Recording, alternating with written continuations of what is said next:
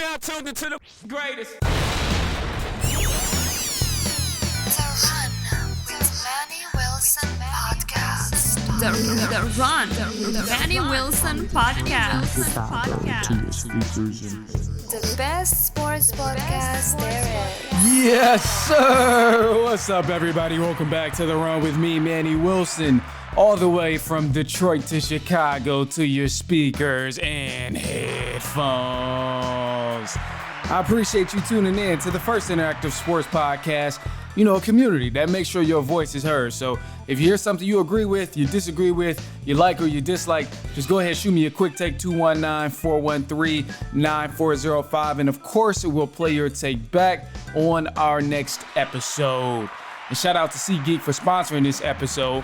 Get $20 off your first ticket purchase when you use the promo code The Run Podcast.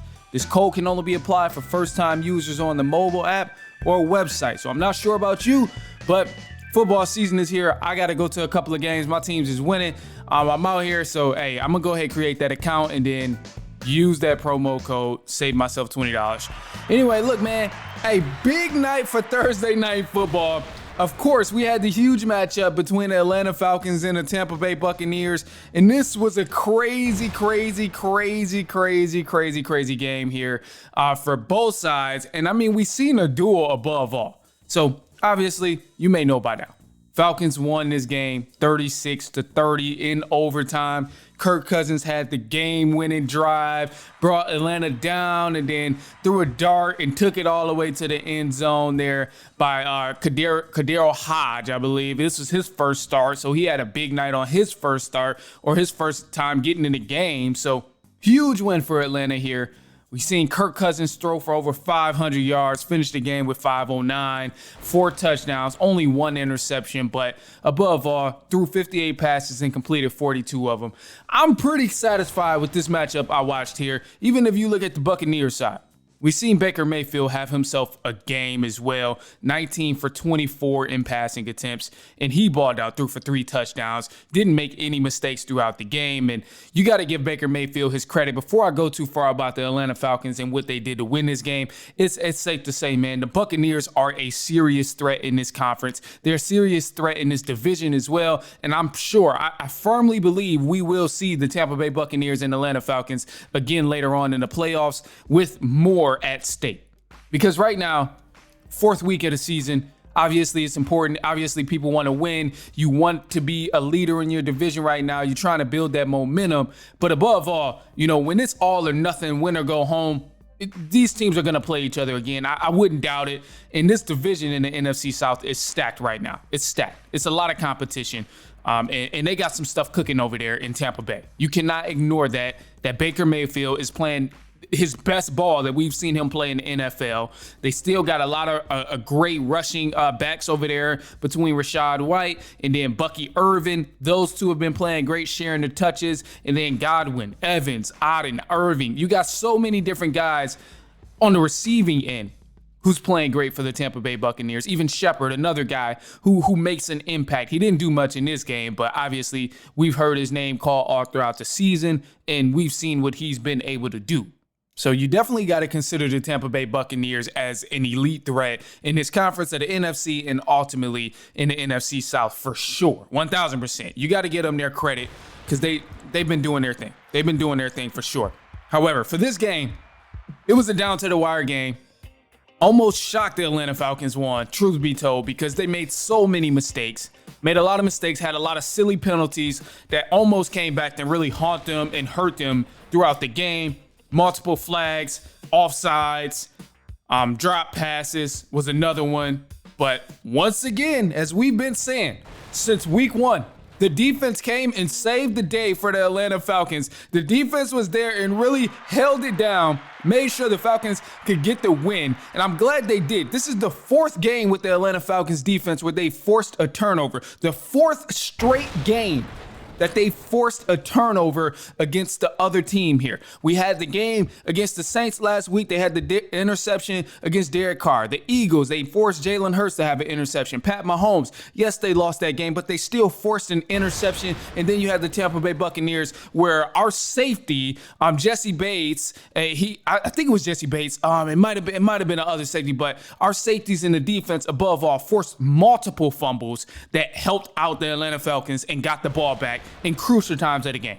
Not every time did we see the Falcons actually capitalize on that opportunity and make something happen. But above all, you got to give them credit because the defense kept giving the offense chance after chance after chance after chance to ultimately put points on the board. They did. Shout out to Koo for kicking the field goal. He had a rough start earlier. Was 2 for 4, and then when it mattered most, he knocked down a field goal to send it to overtime. This was a huge point here in the game. It was some questionable calls, some risky calls, but if we're going to live that way, then hey, let's make it a part of our identity. If the Falcons are going to be a risky team, go for it on 4th down and play to the very last second of the game to get the best kick ever, it's scary. It's very, very scary. Don't get me wrong. I was against it. I was not trying to watch that go down. But above all, if that's going to be the identity that this team has, then stick with it. I'm okay with that as long as it's consistent. We seen them go for it on 4th, and I think it was like 4th and 6 in the 4th quarter. And above all, they ended up scoring. Darnell Mooney, he's been playing great, and he ended up taking it for a touchdown after they picked up the 1st down. But it was risky. It was a point where we could have kicked the field goal, stacked a couple more points, and get another drive. But they went for it, and it was scary.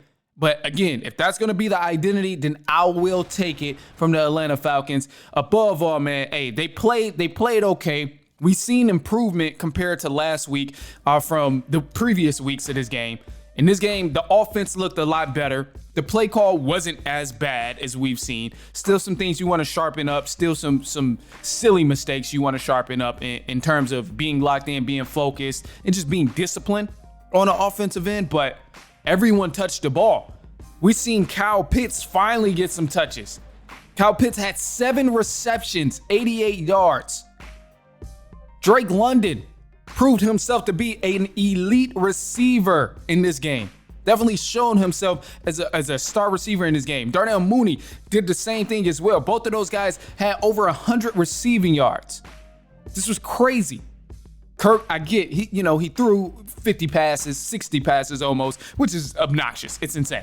This is insane. He should not have to throw the ball that much. The run game should be able to get open a little bit more than what it was able to against the Buccaneers. But above all, for someone throwing 60 passes in the game and the receivers being on top of it, getting open and being able to catch these passes, turn them into 1st downs, this is a good thing. This is a good sign for the Atlanta Falcons. The only thing I would say going into next week that they want to definitely sharpen up, make sure is a lot better is let's see that run game break open. Let's see Bijan Robinson and Algier get that run game going, and let's really see what they can do. You're going against the Carolina Panthers. I don't want anybody to be sleeping on the Panthers because as soon as you start sleeping and thinking it's an easy dub, that's when they put up 40 points on you, and now we looking like the bad team that just been getting lucky, even though that's kind of the case a little bit. Different story, though. We'll leave that for a different day.